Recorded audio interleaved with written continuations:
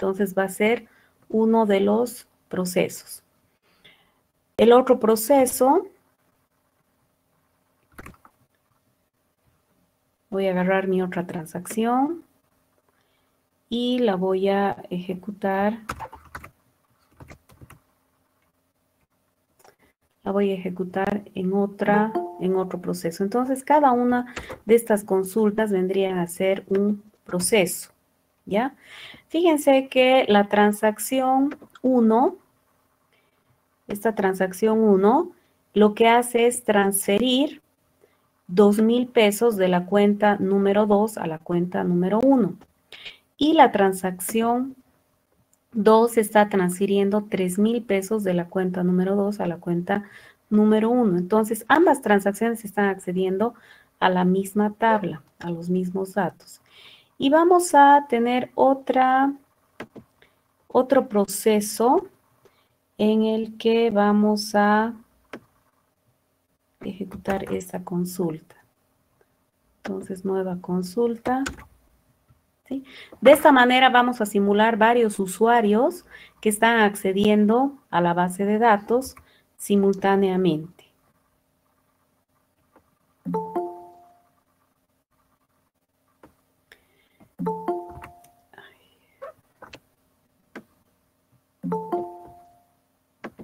Entonces, voy a ejecutar primero la transacción 1, pero la voy a ejecutar solo hasta aquí. Antes voy a ver cuánto tengo en mi saldo. Select asterisco from cuenta.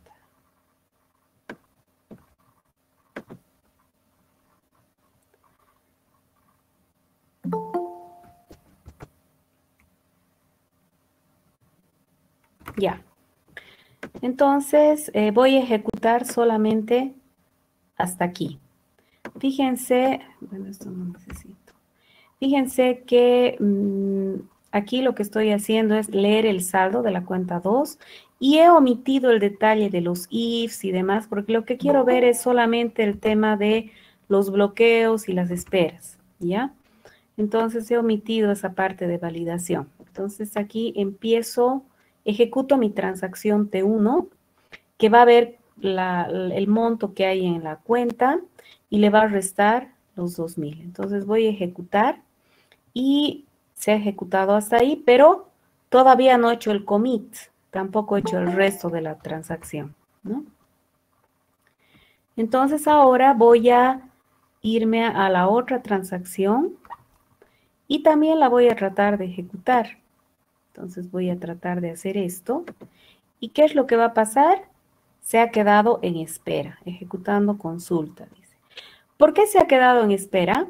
Porque esta otra transacción está bloqueando de manera exclusiva la tabla cuenta, ¿cierto? Está modificando la tabla cuenta.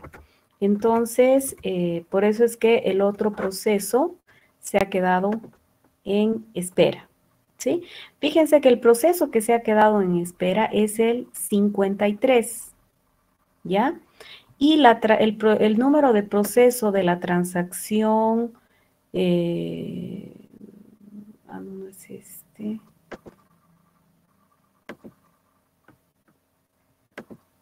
Sí, es este.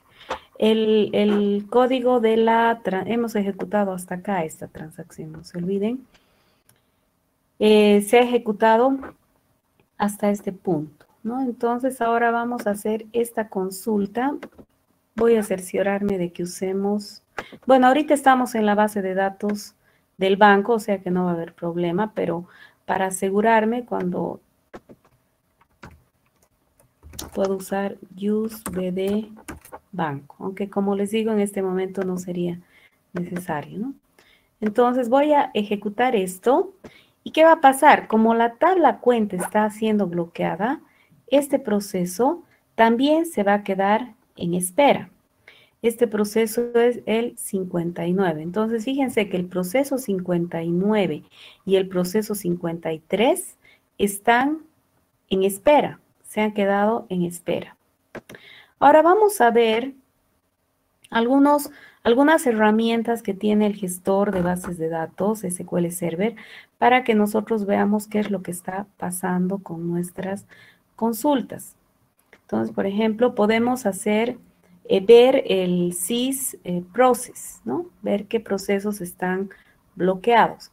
Es más, sin el block. Vamos a hacer esto. Así nomás. Entonces, si hacemos esto, fíjense, ¿qué nos dice? Para que no tengamos tanta cosa, vamos a poner where SPI y vamos a poner los procesos que nos interesan, que son el 53, el 59, el 54. 53, 59, 54. Entonces, si ejecutamos eso, fíjense que nos dice que el proceso 53 está siendo bloqueado por el proceso 54. ¿Sí? Fíjense que el proceso 54 es la consulta de la transacción que ha iniciado. ¿Sí? Entonces, el proceso 54 es el bloqueador, ¿no? Porque ha empezado la transacción y como no ha hecho commit, aunque ya ha terminado de escribir acá en cuenta, pero sigue bloqueando, ¿sí? Porque no ha liberado todavía los recursos. Entonces, estas otras dos transacciones siguen en espera. Si nosotros vemos acá la transacción 53, fíjense que la transacción 53 está siendo bloqueada por la 54 y la 59 por la 53. ¿Por qué? Porque la 53 la ejecutamos antes que la 59, ¿no? La 59 es la consulta. Si hacemos otra consulta en otra ventana, a ver, vamos a ver qué pasa. Select asterisco from cuenta. Estoy trabajando con la base de datos banco, o sea que no va a haber problema. Esta también va a quedar en espera. ¿Sí? Se queda esperando porque está accediendo a un recurso que está siendo utilizado. Este proceso tiene el nombre 52. Vamos a ver qué pasa si hacemos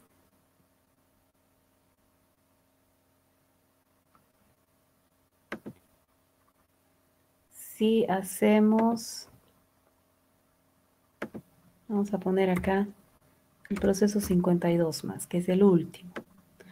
Entonces,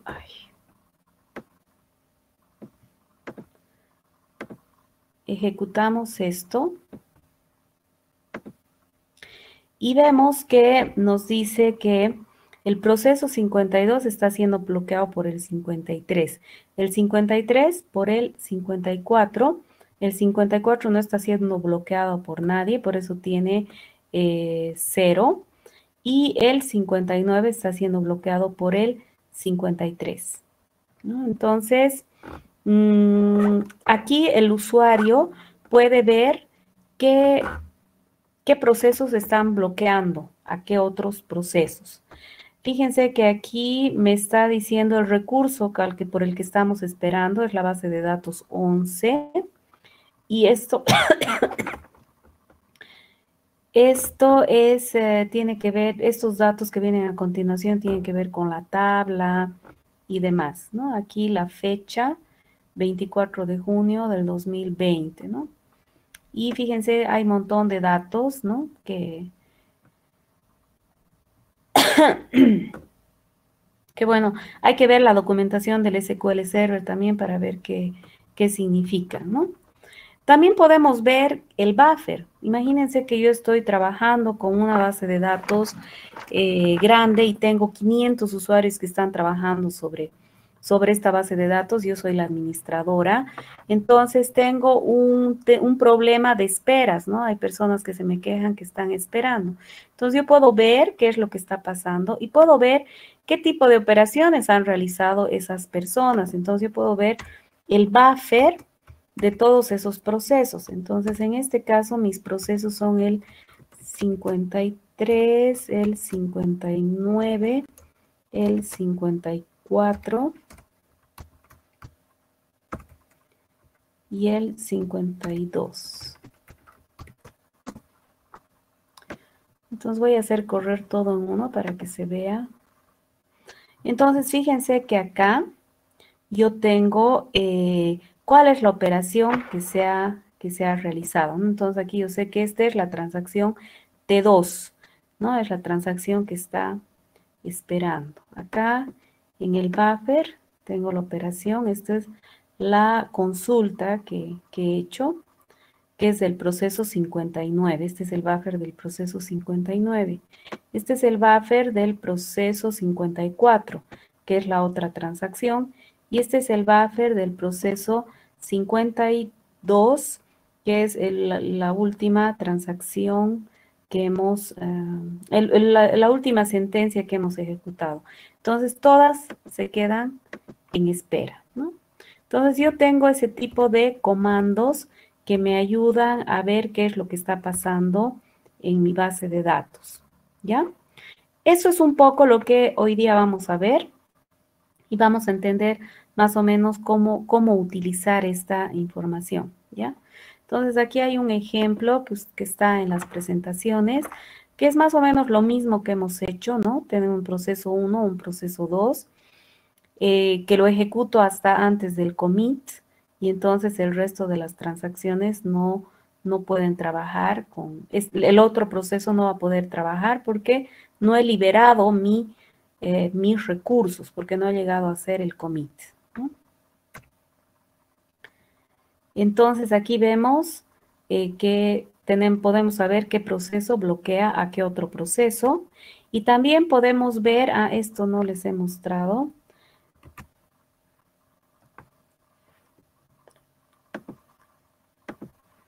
Puedo hacer select sys.dm. Fíjense, miren la cantidad de DMs que hay, ¿no? O sea, es impresionante la cantidad de recursos que me provee, y normalmente no voy a poder aprender todas de memoria, ¿no? Entonces, sobre la marcha yo tengo que ver qué me ofrece el gestor, viendo la documentación del gestor en particular, ¿no? Entonces aquí, por ejemplo, fíjense que me da información de cómo son los bloqueos en los diferentes recursos. Entonces aquí, fíjense aquí, por ejemplo, me dice cuál es el modo de bloqueo. Entonces aquí X significa exclusivo, S compartido, ¿no? S de shared, X de exclusive. Intención de bloqueo compartido, aquí me dice qué tipo de recurso es. Va toda la base de datos, una página, una clave, un objeto. Un objeto se refiere a toda una tabla, y key se refiere a las filas. ¿Ya? Entonces, fíjense que aquí me dice, por ejemplo, wait. Y aquí tengo los procesos. Esto vamos a poner, ¿sí? Para que se vea. Entonces, fíjense, ¿quiénes están esperando? El proceso 53, 59 y 52. El 52, los que están en ejecución son los que están esperando. 53, 59 y 52 son los que están en modo wait, ¿no? Están esperando. Estos son los que se han ejecutado, lo que se ha logrado, digamos. Y están esperando por un bloqueo compartido, están esperando para leer, en realidad. Entonces, fíjense que la transacción T1, que está acá, aunque yo ¿dónde está la transacción T1?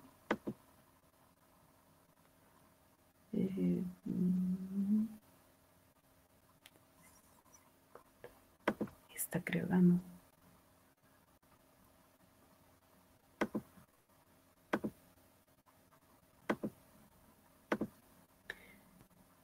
Esta es la T2, esta es la T1. Ya.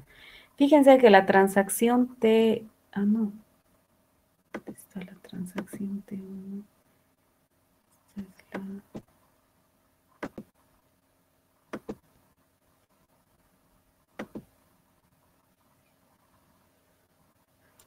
Ah, ya, esta es la... Ah, bueno, claro, la T1 se ha ejecutado, no está esperando, no es esta, pero esta es la que quiero ver más bien. La T2, que es la que está esperando, ¿no? Está esperando. Fíjense que yo tengo, primero hago una lectura de la tabla cuenta y luego hago una modificación, la he corrido hasta aquí. Pero ya se ha quedado esperando cuando he hecho este select, ¿no? Entonces, aquí se nota, perdón, aquí se nota, aquí se nota que se ha quedado por el bloqueo compartido, ¿no? SSS. O sea, al tratar de leer la cuenta es que ha sido bloqueada y está esperando. ¿Ya? Entonces, también tengo SP. Este es un procedimiento almacenado del sistema, ¿no? Que me muestra los procesos y los bloqueos, ¿no? Entonces, aquí me da los códigos y aquí me dice, por ejemplo, que el proceso 52 está esperando por un bloqueo compartido, ¿no? Entonces, hay un montón de recursos y esto es a nivel de fila, ¿no? Es una fila que estoy queriendo acceder. Este también está en espera y así, ¿no? Entonces ofrecen ese tipo de comandos que nos permiten ver qué es lo que está pasando. Y como les decía, en el buffer yo puedo ver qué es lo que, cuál es la sentencia que se está ejecutando en cada proceso, ¿no? Yo puedo agrandar esto para ver, ¿no? Inclusive me imagino que puedo copiar, ¿eh? Puedo copiar y ver con más detalle en otra parte, ¿sí? Sí, esto he obtenido de un copy.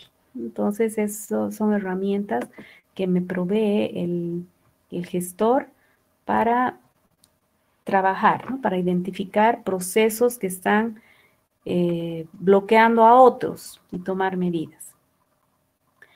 Entonces, fíjense que hay diferentes tipos de bloqueos.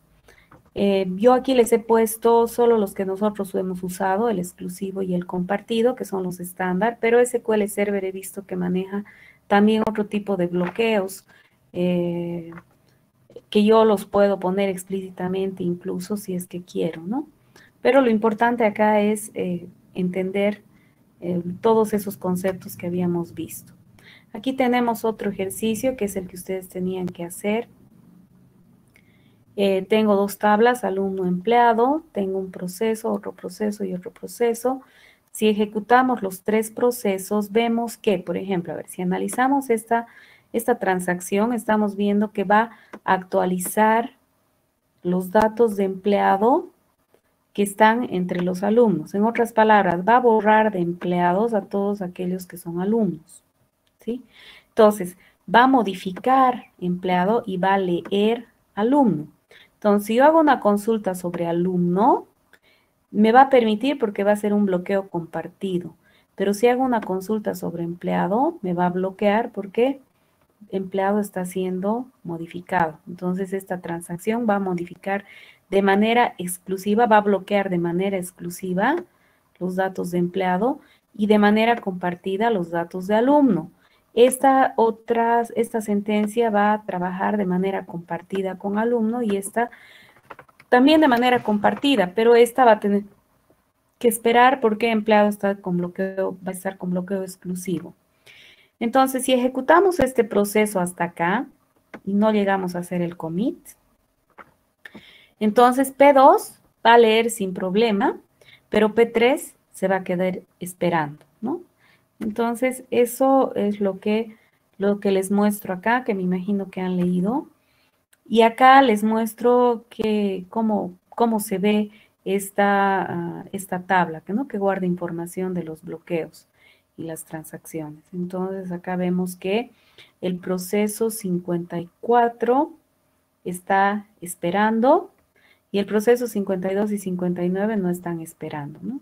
Fíjense, 52 no espera y el 59 tampoco espera.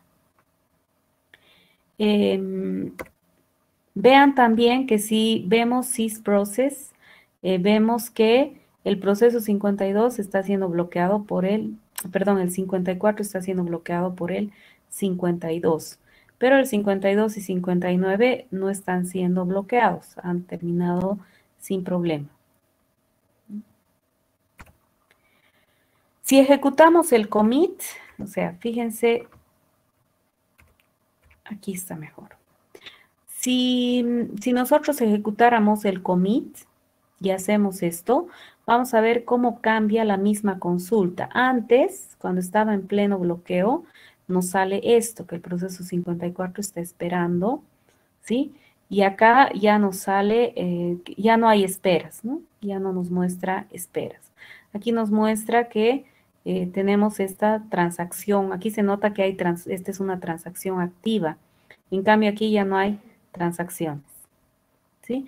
Fíjense que aquí nos está mostrando el tipo de requerimiento del dueño.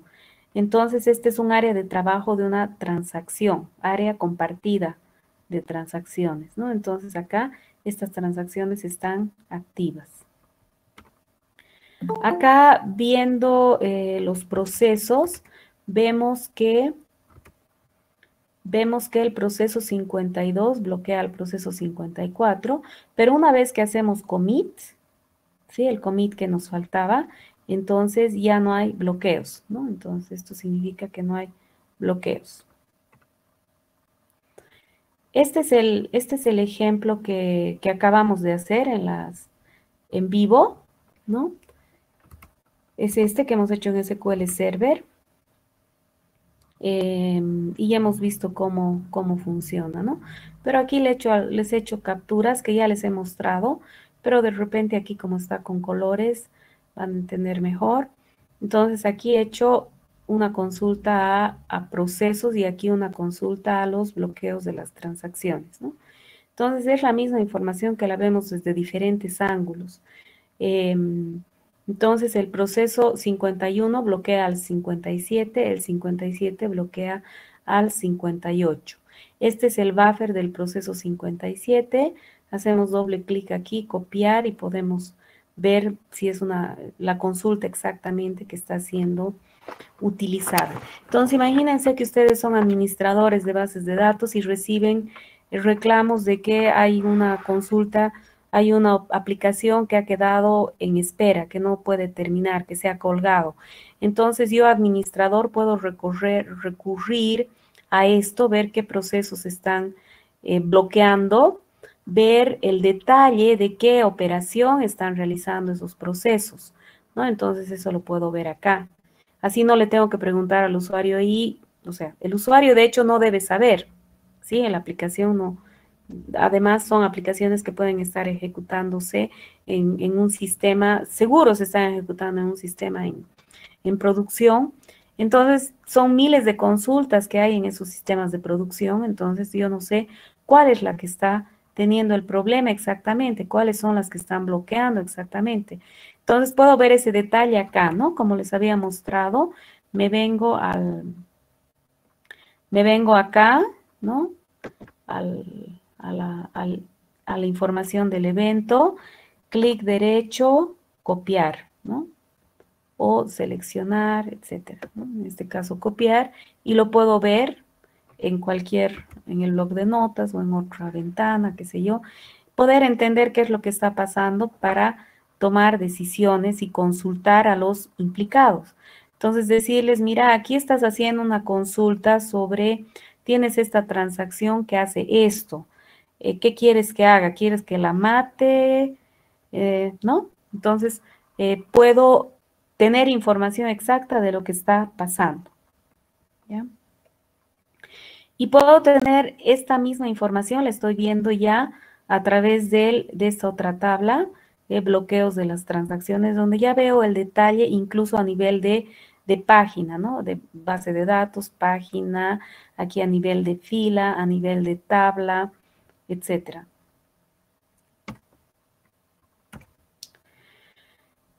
Como les había mostrado, también tenemos estos procedimientos almacenados, este tipo, SP-Log, Store Procedure Log, ¿no?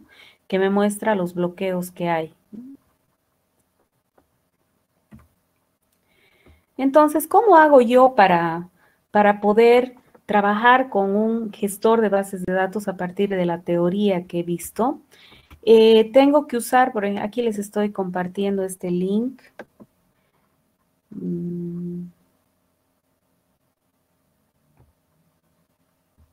Entonces, puedo abrir, entrar a la página oficial. Fíjense que esta es la página de soporte de Microsoft. Entonces, me habla de los problemas de bloqueos, ¿sí? Entonces, aquí tengo toda la documentación para poder aplicar esa teoría que yo he visto a la situación específica que estoy viendo, ¿no? La gran ventaja de SQL Server es todo el soporte técnico que tiene. Inclusive, puedo trabajar con las diferentes versiones, ¿no? Me permite trabajar, no me acuerdo dónde está, pero me dice desde qué base de datos, ¿no? Desde de qué versiones.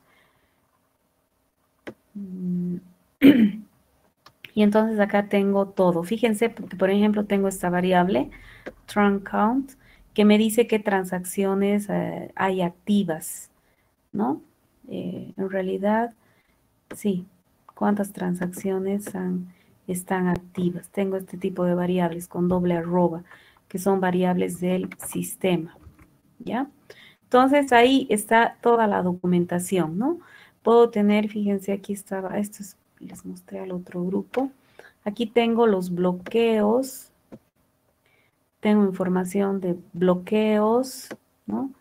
Subprocesos. Entonces, de acuerdo a lo que esté buscando, esto es gigante en realidad, ¿no es cierto? Entonces, de acuerdo a la situación que esté viendo, como yo sé la teoría, voy a poder ubicarme fácilmente con la documentación.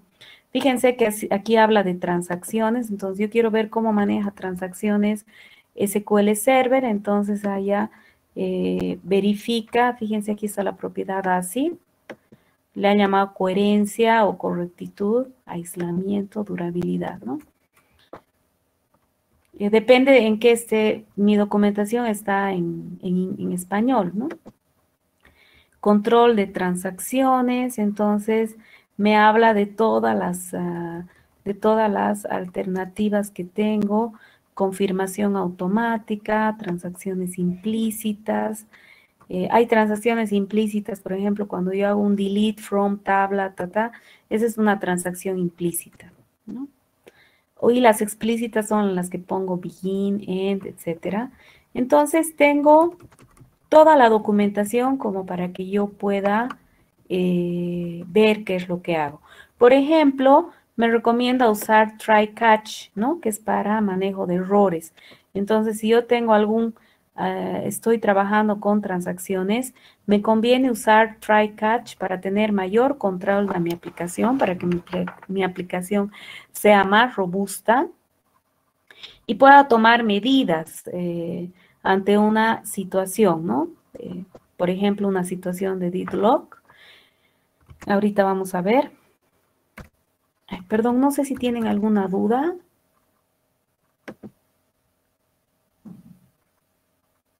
Ya. Perfecto. Entonces aquí, obviamente dependiendo de lo que esté buscando, puedo buscar incluso en cualquier navegador, ¿no es cierto? Pero lo que me tengo que fijar es que sea una página de soporte de Microsoft, ¿no? Es la página oficial de Microsoft. Si ustedes se fijan acá, esta es la página oficial de Microsoft. Entonces es información confiable que me puede ayudar, ¿ya? Fíjense la cantidad de recursos que tengo. Problemas de compatibilidad de bloqueos. Esto es particular de SQL Server, ¿no?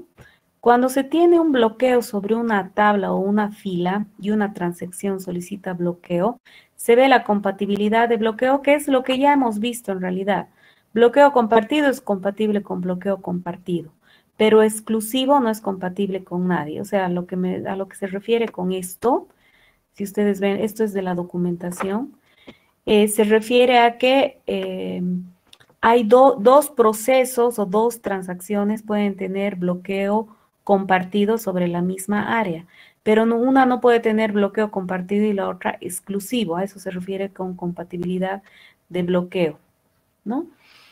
Ahora,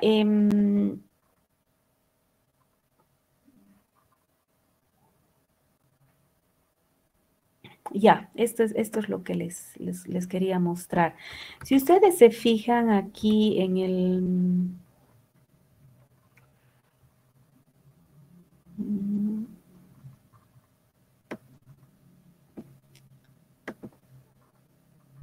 No, en este tenemos que ver. Ya. Si ustedes se fijan, cuando hacemos esto, aquí nos aparece, voy a achicar eso para que puedan ver los procesos.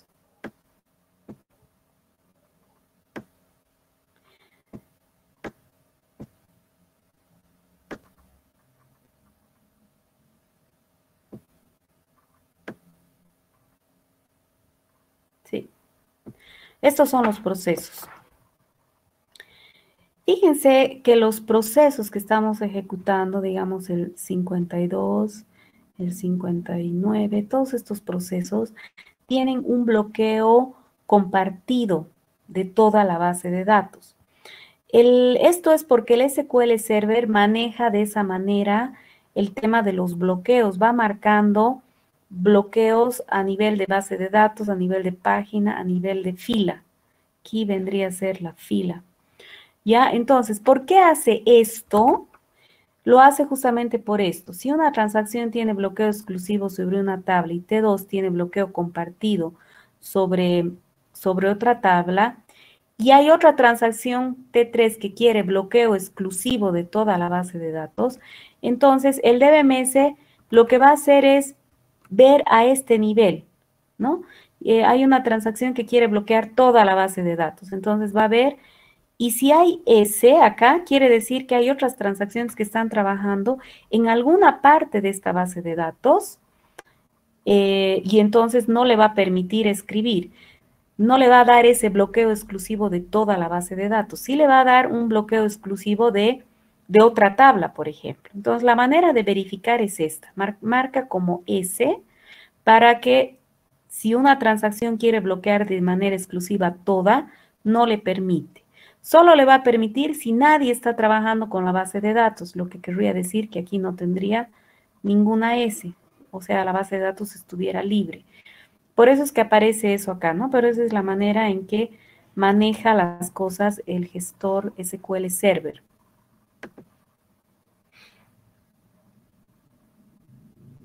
Sí, es lo que les he explicado. Esta es la razón por la que cuando se busca en este archivo, no solo aparecen los bloqueos de T1 y T2, sino la base de datos aparece con bloqueo compartido, toda la base de datos, ¿no?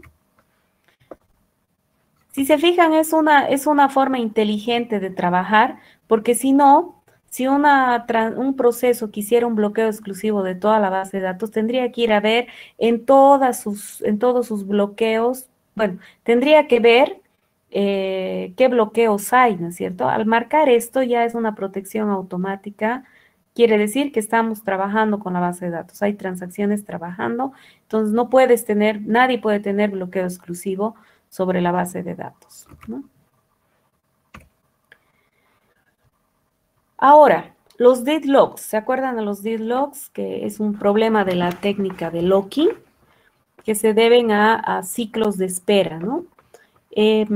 Fíjense que el SQL Server detecta deadlocks de manera automática sin que yo haga nada especial y elige víctimas, como habíamos dicho, hace lo que dice la teoría. Y revierte la transacción víctima. y devuelve un error 1205. Entonces yo, a la hora de usar un gestor, si estoy queriendo usar SQL Server, veo qué pasa, cómo maneja SQL Server los deadlocks. Entonces me dice, hace las cosas automáticas, pero además me devuelve este error, 1205. Entonces, este error para mí va a ser útil saber qué tipo de error me devuelve, porque yo voy a saber si una transacción se ha revertido en una aplicación a través de esto, ¿no? Entonces, de forma predeterminada, el motor elige como víctima, le pondremos aquí como víctima,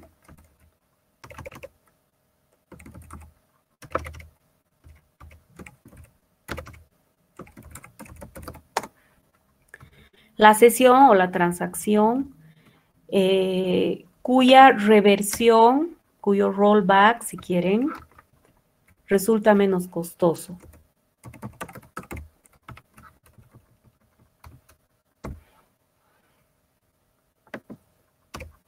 ¿Sí? ¿Y cuál va a ser el que resulta menos costoso?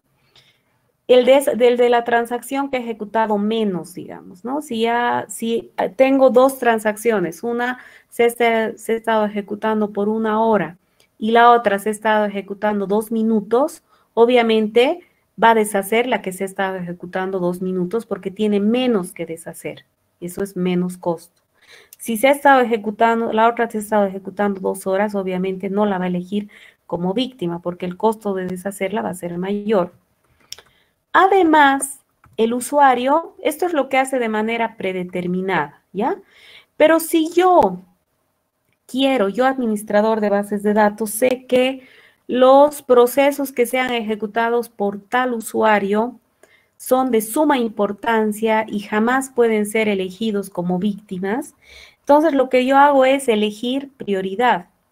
Entonces puedo utilizar este comando que me provee SQL Server, que me dice la prioridad de deadlock es alta, normal, baja, o también puedo especificar un número, ¿no? Cualquiera de los 4. Alguien que tenga prioridad baja quiere decir que puede ser elegido como víctima. Entonces, si yo digo, ya este proceso no es tan importante, si hay algún deadlock, vamos a poner que este sea el que sea elegido como víctima, le pongo una prioridad baja a ese proceso. Pero si quiero que nunca sea elegido como víctima, le pongo una prioridad alta. La prioridad que maneja por defecto SQL Server para todos los procesos es normal y a todos les da la misma prioridad, ¿no? Pero yo, usuario, yo administrador de la base de datos, puedo jugar con eso porque yo sé lo que es un deadlock, sé que cuando se manejan transacciones, se manejan bloqueos, ¿no? Entonces, si dos sesiones tienen diferentes prioridades, me estoy refiriendo a dos transacciones, si quieren, tienen diferentes prioridades, la víctima va a ser la sesión con prioridad menor. Si dos sesiones tienen la misma prioridad, va a escoger como víctima la que tiene un rollback más barato, ¿no? La que ha hecho menos. Y si dos sesiones tienen misma prioridad y mismo costo, elige al azar, cualquiera de los dos procesos, ¿no? Esa es la forma como elige las víctimas SQL Server. Entonces, yo desarrollador o yo administrador, puedo, por ejemplo, si estoy en desarrollo, si estoy desarrollando una aplicación de bases de datos que maneja transacciones, yo puedo usar las sentencias try catch para ver si es que una transacción no ha sido ejecutada, ¿no? Entonces hago un try, intento ejecutar un grupo de transacciones, capturo, si es que hay algún problema, capturo el error, entonces aquí me va a decir, SQL Server maneja estos 2 errores hasta la última versión, la versión 2019, ¿no? Obviamente, todo esto va cambiando a manera que van saliendo las nuevas versiones, por eso es que yo tengo que ver la última documentación, ¿no? Ahorita solamente estamos viendo como ejemplo, no es que quiero que ustedes aprendan esto de memoria, ni nada por el estilo, sino que se puedan ubicar, ¿no? Porque esto pasa, esto va a estar obsoleto de aquí a un tiempo. Entonces, en este momento, estos son los indicadores de errores. Entonces, yo puedo capturar y si tengo un error de este tipo, ya sé que una transacción ha sido revertida. Entonces, lo que yo puedo hacer es enviar automáticamente una nueva, o sea, rehacerla automáticamente, ¿no es cierto? Porque el deadlock, la solución del deadlock no es que el gestor la va a rehacer, simplemente la va a deshacer, la va a volver a su estado inicial. Pero mi aplicación, para que sea robusta, yo puedo querer que esa transacción se ejecute sí o sí. Y si ha sido víctima de un deadlock, quiero que se vuelva a ejecutar, ¿no? Que se reinicie. Entonces, a través de esto, con una sentencia try catch, yo puedo reiniciar, ¿ya? Entonces, hay estos dos marcadores de errores, ¿no? El 1204 informa con formato que especifica cada nodo implicado en esa víctima, ¿no? Y esto muestra información del deadlock o interbloqueo. Primero por procesos, luego por recursos. O sea, este muestra más detalle. Y también tenemos otra herramienta de SQL Server, que es el SQL Server Profiler. Este me permite hacer un rastreo, digamos, de todo lo que hago. Y tiene miles de eventos. Uno de ellos es el grafo de deadlock, ¿no? Entonces, aquí les he puesto unas capturas. Esta es la marca de 1204, que justamente me genera información de los deadlocks en este formato.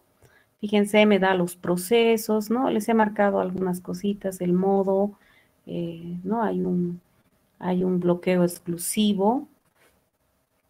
¿Quién es fíjense que aquí habla justamente de la víctima, ¿no? ¿Quién es el dueño del recurso de la víctima? Entonces me dice a quién he elegido como víctima, cuál es el proceso al que lo he mandado a hacer rollback, ¿no? Y este es la marca 1222, que es el otro tipo de error, que me muestra más información, ¿no? Me muestra begin transaction y un montón de cosas. Y este es el grafo que les muestra el SQL Profiler de SQL Server, ¿no? Entonces me dice, tengo estos dos procesos, fíjense, el 59, el 57. Estoy bloqueando estos datos y este es el que tiene el bloqueo exclusivo.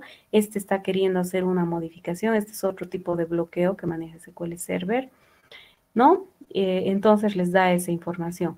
Para guardar gráficos de los bloqueos, aquí les he puesto el link. Bueno, aquí está el link. Hay un link, ¿no? Ustedes pueden hacer copy de esto inclusive y les va a salir en cualquier navegador, ¿no? Entonces, el tema de los deadlocks es algo muy delicado. El tema de los bloqueos y de manejo de transacciones es algo muy delicado en una aplicación. Entonces, cuando yo soy administrador de una base de datos que tiene muchos usuarios que están accediendo a la base de datos, esto se me puede convertir en un terrible problema, porque puede ser que mi base de datos que está en producción se bloquee, ¿no? Que hayan usuarios, imagínense, estoy queriendo hacer una compra y se me bloquea, la base de datos se me bloquea, nunca se llega a ejecutar la compra porque hay un bloqueo, hay otras transacciones que están trabajando. Entonces la empresa va a perder compras, por ejemplo, ¿no? Si estoy en un banco y de igual manera, entonces el administrador de la base de datos tiene que tratar de tomar medidas a partir de esto que sabe para minimizar el tema de deadlocks, ¿no? Para minimizar las esperas, para que no tengamos una situación como esta en que estos procesos se quedan esperando. Entonces yo, usuario que ejecuto esto, digo, no sé qué pasa, quiero ver qué datos hay en la cuenta y no me deja entrar, ¿no? Imagínense un sistema que está en producción, sería terrible problema. Entonces hay que tratar de que las esperas sean lo más cortas posibles para evitar deadlocks que serían incluso más catastróficos, porque harían que se deshagan las transacciones, ¿no? Que es algo que no nos conviene porque hay un costo de deshacer. No se olviden que si una transacción ha tardado, digamos, 2 horas y tengo que deshacer esa transacción, igual va a tardar 2 horas en deshacerse, porque igual tiene que restaurar a la base de datos a como estaba al principio. Entonces hay que tener cuidado. Y una de las medidas para tener cuidado y de esa manera mejorar el rendimiento de la base de datos es, por ejemplo, obtener acceso a los objetos en el mismo orden. Es una de las recomendaciones. Entonces, si yo tengo 2 transacciones que van a trabajar sobre la tabla A y la tabla B, tengo que tratar de que siempre se accedan en ese orden. Tabla A primero, tabla B después. Si primero hago tabla B y luego tabla A, eso, y en la otra al revés, eso puede dar mayor posibilidad a bloqueos. Entonces, en la medida de lo posible, no es que, porque obviamente yo defino qué es lo que va a ser mi transacción, puede ser que yo necesite que primero se acceda a la A y después a la B, pero en la medida de lo posible tratar de seguir un mismo orden de acceso a las diferentes áreas de la base de datos, ¿no? Por otro lado, por ejemplo, acá me conviene por eso utilizar procedimientos almacenados. Siempre que ustedes trabajen con bases de datos, traten de usar procedimientos almacenados, no solo para proteger la base de datos de SQL injections, de ataques, ¿no es cierto?, sino para tomar en cuenta este tipo de cosas que hagan que nuestra base de datos sea más robusta, que hayan menos esperas y demás. Si yo dejo esto un poco libre al usuario, entonces el usuario no va a poder, de repente no va a seguir las normas que yo quiero como administrador de la base de datos que se sigan, ¿no? Entonces yo puedo seguir esos protocolos. Ya voy a acceder a mis tablas en este orden. Evitar transacciones que requieran interacción con los usuarios, en lo posible. A veces no se puede evitar, pero si es posible evitar, porque ¿qué pasa? Que el usuario tarda más en ingresar los datos. Entonces, si la transacción ha empezado y el usuario está ingresando datos, ese recurso va a estar bloqueado hasta que ese usuario termine de ingresar y pueda continuar la transacción, ¿me entienden? Entonces, eso es también un problema, evitar en lo posible. Si puedo no hacer intervenir al usuario en medio de una transacción, mucho mejor. Mantener transacciones cortas. Mientras más chiquitas mis transacciones, mucho mejor. Porque mientras más larga, más tiempo que esos recursos que utilice van a estar siendo bloqueados, ¿no? Y utilizar el nivel de aislamiento inferior. El SQL Server tiene un nivel de aislamiento por defecto, pero el administrador puede cambiar ese nivel de aislamiento. ¿A qué me refiero con nivel de aislamiento? Al nivel de bloqueo. Yo puedo bloquear por fila, puedo bloquear por tabla, ¿no?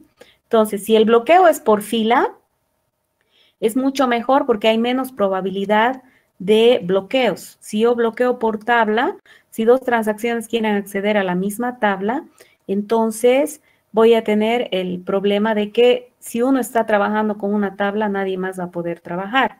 Más probabilidad de esperas, por tanto, más probabilidad de deadlocks, más probabilidad de problemas, ¿no?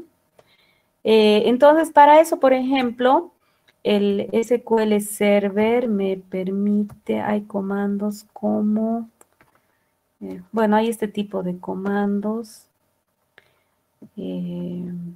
¿no? Que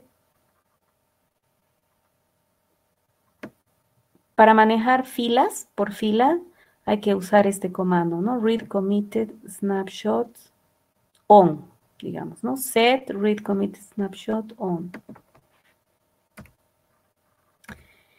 Ya, y eso sería, chicos, otra cosa importante, pucha, ya nos hemos pasado, pero velozmente, otra cosa importante es que si yo tengo este tipo de sentencias, fíjense que esta sentencia está modificando una tabla, ¿ya? Si mi tabla tiene millones de registros, entonces esto va a significar un bloqueo de esa tabla por mucho tiempo, hasta que se actualicen los millones de registros.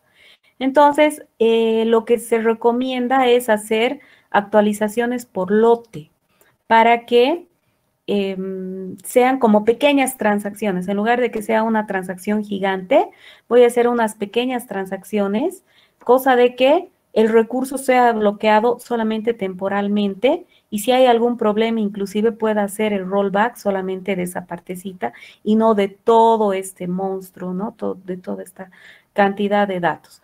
Aquí yo les he puesto delete top 10, este top es para que se borren las primeras 10 filas, pero obviamente no tengo que poner 10 en una situación real. Si utilizo esto es porque tengo millones de registros, entonces pondría 10,000, digamos, para que se borren en lotes de tamaño 10,000 que son más manejables, ¿no? Eso sería. Listo. Entonces, ojalá, chicos, que puedan ustedes para la siguiente clase hacer sus exploraciones. Es importante que trabajen con un gestor para aterrizar un poco esta teoría que estamos viendo, ¿no? Y poder aplicarla también a una situación más práctica, ¿ya? Entonces, quedamos acá. Tengo una clase, chicos, perdón, me voy. La siguiente clase, cualquier duda. Hasta mañana, hasta el lunes. Hasta lunes, Miss. Hasta el lunes, ingeniera. Hasta el lunes.